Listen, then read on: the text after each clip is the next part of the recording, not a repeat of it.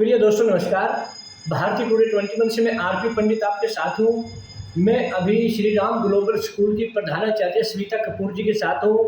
आप इन्हें अगर साधारण व्यक्तित्व की एक प्रिंसिपल समझेंगे तो बहुत ही अन्याय होगा, क्योंकि जो बात स्मिता कपूर जी करती हैं वो उन सोच से परे होती हैं जिन्हें आम आदमी को समझने की बहुत ही ज़रूरत है। तो स्मिता कपूर जी, मैं आपसे आज बात करूंगा जो 33% आरक्षण का जो महिलाओं के लिए एक महिला शक्ति का 33% आपने नई लोकसभा में और राज्यसभा में बिल जो पारित हुआ पास हुआ, उसको आप कितना शक्तिमान समझती हो महिलाओं के लिए? पहले तो धन्यवाद इतनी सारी प्रशंसा करने का, इसके योग्य नहीं हूँ। दूसरी बात, देखिए, पास हुआ बिल, मैं बार बार कहती हूँ, ये एक चोगा है। इलेक्शंस आ रहे हैं 2024 के, ये सिर्फ उसके लिए चोगा फेंका गया है ताकि लेडीज़, क्योंकि हम लोग आजकल जो हैं, हम लोग हैं व्हाट्सएप यूनिवर्सिटीज़ वाले, जो कुछ व्हाट्सएप पे सर्कुलेट हो गया हम उसको मान लेते हैं सच। हम उसके डीप में जाने की कोशिश ही नहीं करते कि भैया क्या है, हम उसके तथ्य जाने।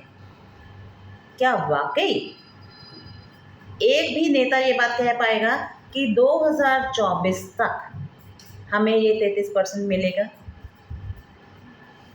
क्या ये तथ्य बताया गया कि नेक्स्ट स्टेप क्या है, कब जाके हमें ये मिलने वाला है?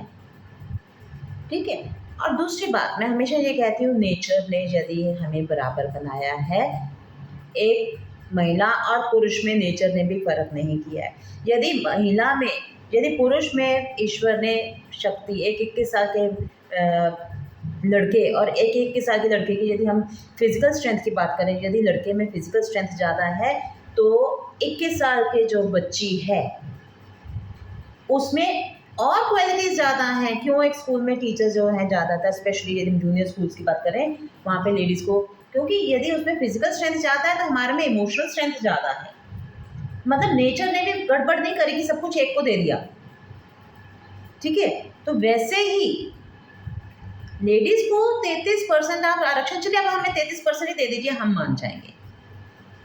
जिस दिन मिलेगा मैं उस दिन मानूंगी, उस दिन मैं अपने आप को बधाई का पात्र मानूंगी, उस दिन मैं बाकी महिलाओं को बधाई का पात्र मानूंगी, क्योंकि अभी ये सिर्फ चौका फेंका गया है 2024 के इलेक्शंस को मद्देनज़र रखते हुए, ताकि, क्योंकि देखिए, कोई भी पॉलिटिशियन जो, तो उन्हें पता होता है आम जनता बेवकूफ़ है, उसमें आप और हम दोनों शामिल हैं, क्योंकि हम तथ्यों पे तो आधारित बात करते ही नहीं है।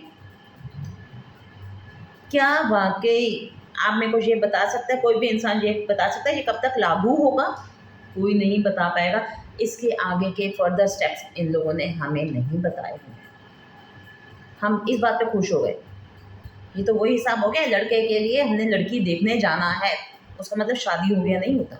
अच्छा मैडम, इसका जैसे सभी ने, कांग्रेस ने, बीजेपी ने या अन्य सभी दलों ने इसका बहुत प्रशंसा किया है, और साथ ही हमारे देश के प्रधानमंत्री नरेंद्र मोदी जी के साथ मैंने देखा कि देश की बहुत सारी महिलाओं ने उन्हें जाकर बधाई दी, तो आप इससे अलग बात कर रहे हैं? बिल्कुल, मैं इससे अलग बात कर रही हूँ। देखिए, माननीय मोदी जी से मेरा कोई पर्सनल बैर नहीं है, वो मुझे नहीं जानते हैं, मैं तो फिर भी जानती हूँ कि वो प्राइम मिनिस्टर ऑफ इंडिया हैं। लेकिन मैं तो सिर्फ ये कह रही हूँ कि बाकी तथ्य क्यों छुपाए गए? 33% आपने ले, अब बाकी पार्टीज की भी मजबूरी है पर कि उसको अप्रिशिएट करना है, ताकि उन्हें पता चले हम भी लेडीज़ के साथ खड़े हैं। शुरू में 33% रिजर्वेशन की बात कौन लेके आया? कांग्रेस। और मैं बार बार कहती हूँ, मैं कांग्रेस या बीजेपी वाली नहीं हूँ, लेकिन मैं इस चीज़ के लिए कांग्रेस को अप्रिशिएट करूँगी। ये सबसे पहले ये सोच ही उपजी थी कांग्रेस के समय में, तब नहीं हो पाया। अभी भी ये सिर्फ बिल पास हुआ है। जिस दिन कानून बनेगा, जिस दिन हमारे हाथ में ये आ जाएगा, उस दिन, और कब आएगा, कब हमें लेडीज़ खुश होने की ज़रूरत नहीं है, क्योंकि आप अधकचरा ज्ञान बहुत खतरनाक होता है, बहुत भयंकर रहता है। ज्ञान पूरा प्राप्त कीजिए, और हम लोग हमारे ही इस चक्कर में जाते हैं क्योंकि हमें ज्ञान की कमी है। हम किसी चीज़ को अच्छी तरह पढ़ना समझना चाहते ही नहीं है। जो इसने कह दिया, जिसने, एक टॉम ने, एक डिक ने, एक हैरी ने जो कह दिया, हम वो सब कुछ सच मान के चल पड़ते हैं। उसके बारे में पूरी जानकारी प्राप्त करना बहुत ज़रूरी है। मैं उस दिन खुश होंगी जिस दिन ये मेरे हाथ में आएगा, एक आम औरत के, क्योंकि मैं भी एक आम औरत हूँ, इसलिए मैं कह रही हूँ, I am talking about the common women. जिस दिन एक आम औरत के हाथ में ये आएगा, जिस दिन हमारे, और ये शुरू होना चाहिए, हमारे हक हमें मिलना हमारे घरों से शुरू होता है। क्या वाकई हमें घरों में हक है? आप प्राइवेट जॉब्स की ही बात कर लीजिए, या वैसे आप जॉब्स की बात कर लीजिए, टीचिंग के नाम पे ईमानदारी से बताइए आपके दिमाग में क्या पुरुष आते हैं या महिला पहले आती है? वहाँ पे भी हमने अपने आप को प्रूव किया है। यदि हम इसरो की बात कर रहे हैं, साइंटिस्ट जो है वहाँ पर आप प्रतिशत देख लीजिएगा कितने प्रतिशत विमेन हैं, तो औरतें कम नहीं हैं, लेकिन हमें जागरूकता की कमी है, इसलिए हमें बेवकूफ़ बनाया जाता है और हम बेवकूफ़ बनती हैं। जागरूक रहिए। यदि आप अपने हक चाहते हैं, यदि मुझे हक चाहिए तो मुझे पता होना चाहिए, और सबसे बड़ी बात, व्हेन टू से येस एंड व्हेन टू से नो, कब हाँ कहना है और कब ना कहना है, तब अपनी बात पे डिटरमाइंड रहना। ढीठ होने को नहीं कह रही हूँ मैं, लेकिन दृढ़ता से अपनी बात रखना हमें आना चाहिए। हमें यही चीज़ें नहीं आती, इसलिए हमारा शोषण भी होता है। हमें नो कहना नहीं आता, हमें येस कहना नहीं आता, हमें स्टॉप कहना नहीं आता। 33% जिस दिन इलेक्शंस 2024 से, आप कौन में कोई एक नेता बता दीजिए जो लिख के दे रहा है कि 2024 में मेरे हाथ में, जिस दिन मैं इलेक्शन में वोट डालने जाऊंगी उस दिन मैं 33% आरक्षण की हकदार होंगी।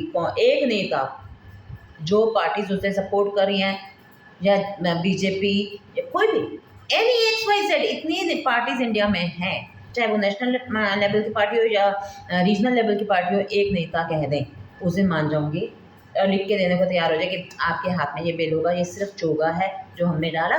बचपन में कहानी थी, कबूतर जाल में फंस जाते हैं, जो शिकारी है, क्योंकि मेरे को वो स्टोरी इसलिए याद है क्योंकि बहेलिया वर्ड मैंने तब पहली बार पढ़ा था, शायद 3rd या 4th में।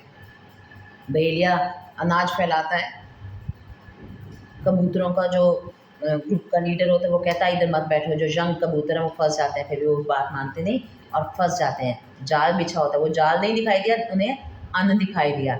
जब एक साथ मिल के उड़ते हैं तो वो कबूतर जाल उड़ा के ले जाते हैं। तो महिलाओं को एक साथ आना पड़ेगा। सशक्त होने का मतलब, सशक्त आप कब होंगे? बॉडी बिल्डिंग से सशक्त नहीं होते, इधर सशक्त होना, और यहाँ पे सशक्त हम तब होते हैं जब हम ज्ञान पाते हैं। बिना ज्ञान के कोई नहीं होता।